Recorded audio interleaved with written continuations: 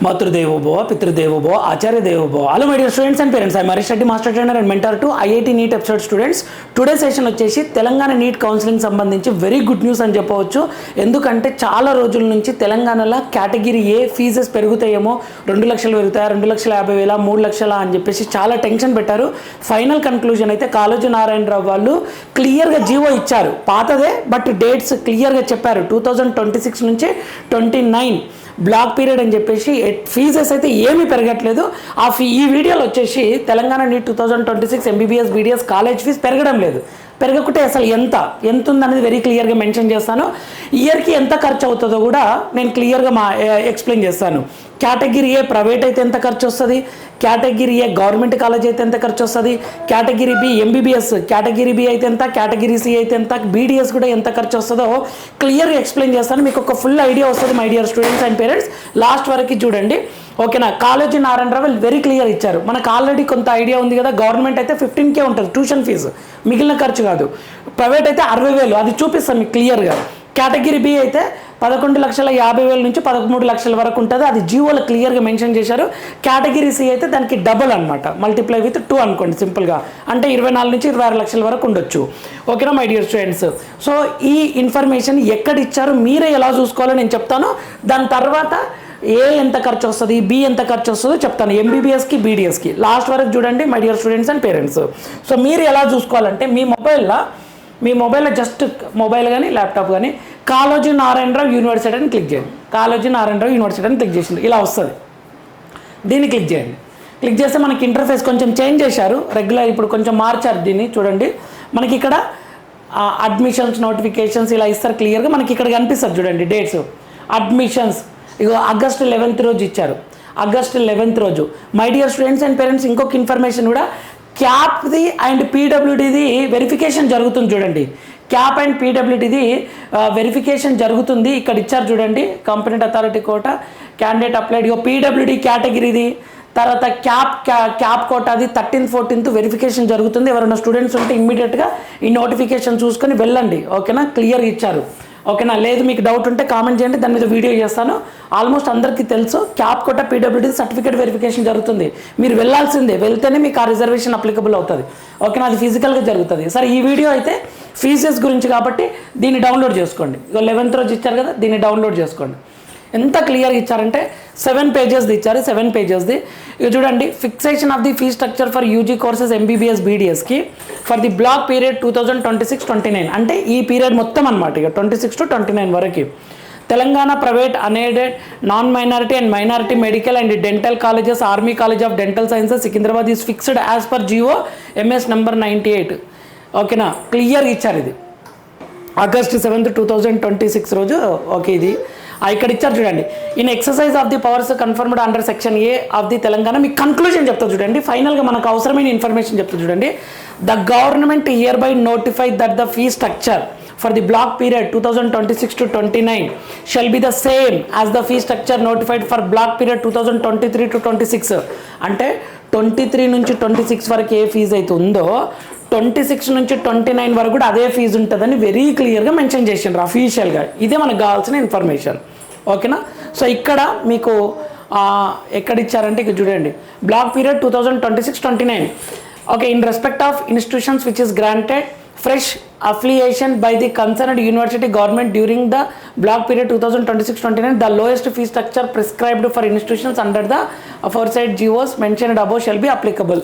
ఓకేనా, ఇక్కడ ఈ రోజు వచ్చింది చూడండి 11th 8th 2026 ఇది ఇచ్చారు క్లియర్గా. ఇప్పుడు మీకు ఫీజెస్ చూపిస్తాను చూడండి. ఇది జియో పాతదే యాస్టీస్గా పెట్టారు, మీరు కన్ఫ్యూజ్ అవ్వకండి. మీకు ఫీ స్ట్రక్చర్ చూపిస్తాను వెరీ క్లియర్గా. ఓకేనా, ఇక్కడ అన్ని కాలేజీలు ఉన్నాయా, మాకు ప్రజెంట్ కాలేజ్ అవన్నీ ఏం టెన్షన్ తీసుకోకండి, కన్క్లూజన్ ఇస్తాం మీకు క్లియర్గా. ఇప్పుడు ఒక అపోలో తీసుకుందాం, ప్రైవేట్ కాలేజ్. గవర్నమెంట్ ఎలాగో 15,000 ఉంటుంది ట్యూషన్ ఫీజు, చాలా తక్కువ ఉంటుంది. గవర్నమెంట్లో మీరు గవర్నమెంట్ మెడికల్ కాలేజ్ వస్తే 1 lakh లోపలనే అవుతుంది 1 yearకి. ఓకేనా, next Apollo institution of medical science తీసుకుందాం. అపోలో కేటగిరీ ఎంత 60,000. సింపుల్ చెప్పాలంటే ప్రైవేట్ కాలేజీలో కేటగిరీ 60,000, గవర్నమెంట్లో 15,000 ట్యూషన్ ఫీజు అనమాట. ఇది కేటగిరీ బి చూడండి 13 లక్షలు ఉంది ఇది అపోలో. నెక్స్ట్ 12 లక్షలు ఉంది Ayaan college. Next Bhaskar medical college 11,55,000 ఉంది. ఓకే, చెల్మేడ 13 లక్షలు ఉంది. ఇలా కేటగిరీ బి. కేటగిరీ సికి ఇంటూ 2 టైమ్స్ అనుకోండి. ఇప్పుడు 13 లక్షలు అంటే అపోలోలో ఎంత 26 లక్షలు కేటగిరీ సి అది. ఓకే, 12 లక్షల అయాన్లు ఉంటే కేటగిరీ సిలో 24 లక్షలు అనమాట. కేటగిరీ బిలో మినిమం 11,55,000 ఉంటుంది, మ్యాక్సిమం 13 లక్షలు ఉంది చూడండి. అయితే మీరు ఒక చిన్న పాయింట్ చెప్తా చూడండి. కేటగిరీ బి ఫీజు మీరు వెళ్ళి కాలేజ్ దగ్గర మీకు సీట్ వచ్చే పాసిబిలిటీ ఉంటే కాలేజ్ వాళ్ళు కొంచెం తగ్గించే అవకాశం ఉంటుంది. మీరు ఎవరైనా పొలిటీషియన్ రికమెండేషన్ అవి తీసుకొని వెళ్తే కాలేజ్ వాళ్ళ చేతులు ఉంటుంది మనం తగ్గించేది ఉంది అంటే. ఓకేనా, ఒకసారి చూసుకోండి, అది ఒకసారి రిక్వెస్ట్ ఎంక్వైరీ చేసుకోండి ఎవరైనా బిఎన్సీ అంటే. ఓకేనా, ఇది so category A 60,000, category B 11,55,000 నుంచి 13 లక్షలు, కేటగిరీ సి అయితే ఇంటూ 2 టైమ్స్ అనమాట. అంటే మనకి 23 లక్షల నుంచి 26 లక్షల వరకు ఉంటుంది కేటగిరీ సి. ఇలా కాలేజెస్ ఇచ్చారు ఇక్కడ. ఇక CMR institution, Father Colombo, Deccan and women's Kamineni, ఇలా మమత, మహావీర్, మల్లారెడ్డి, ఇలా కాలేజెస్ ఇచ్చిండ్రు. సార్ ఇందులో అన్ని కాలేజెస్ లేవు కదా సార్ అని అంటే, మీరు ఏ ప్రైవేట్ కాలేజ్ కేటగిరీ అంటే 60,000, కేటగిరీ అంటే కేటగిరీ బి అంటే 11,55,000 నుంచి 13 లక్షలు, కేటగిరీ సి అంటే ఇంటూ 2 టైమ్స్ అంతే, ఇంతకు మించి ఎక్కువ ఉండదు. ఇక క్లియర్. ఓకే, ఇది ఫైనల్ అనమాట.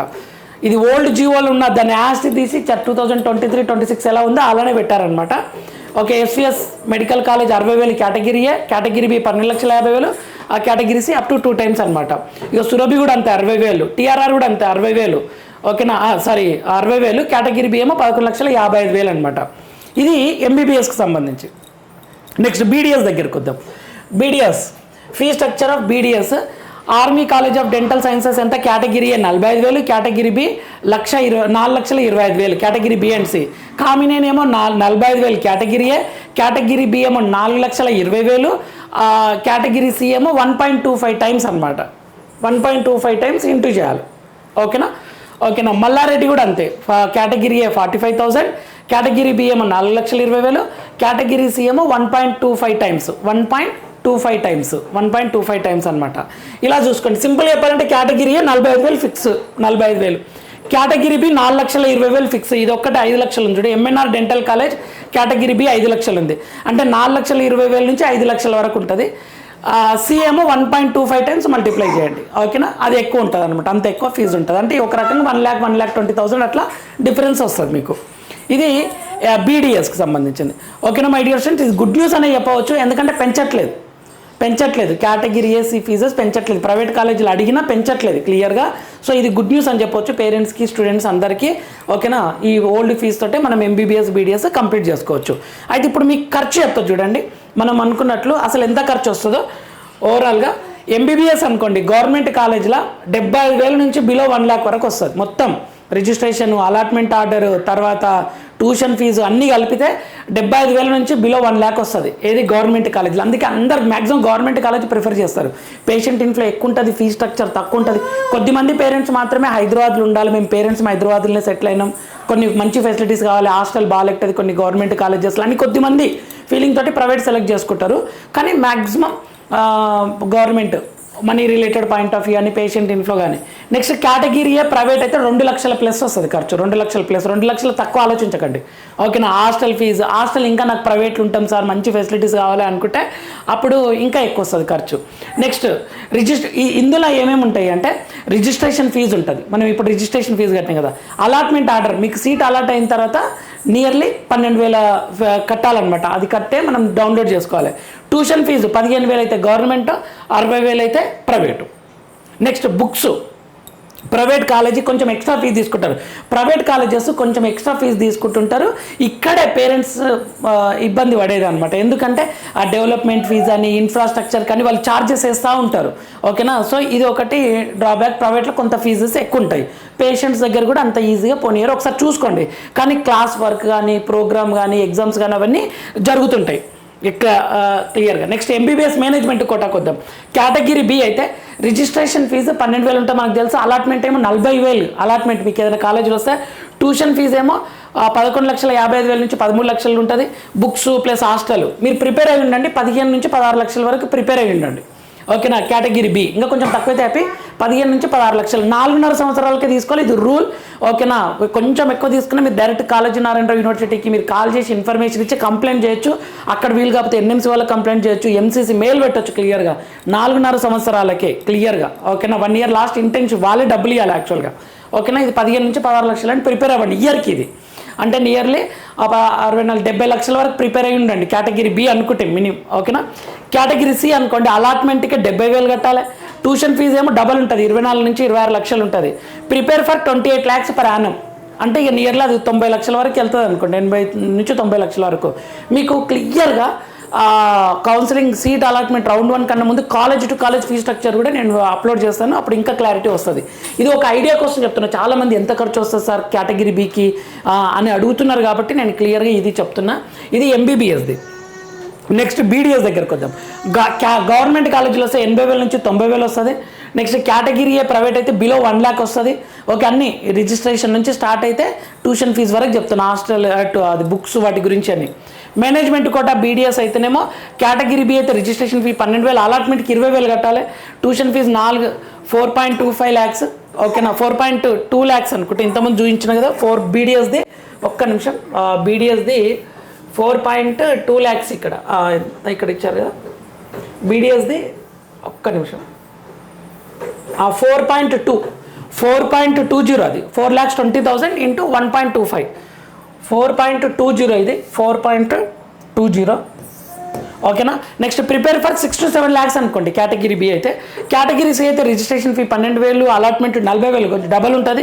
ట్యూషన్ ఫీజ్ 5.5 to 6 lakhs అనుకోండి, 8 to 9 lakhs అవుతుంది అనుకోండి. ఇది ఇయర్లీ అనమాట ఇది. ఓకే, ఇది బీడీఎస్కి సంబంధించిన మేనేజ్మెంట్ కోటాకి ఫీజ్ స్ట్రక్చర్ అనమాట.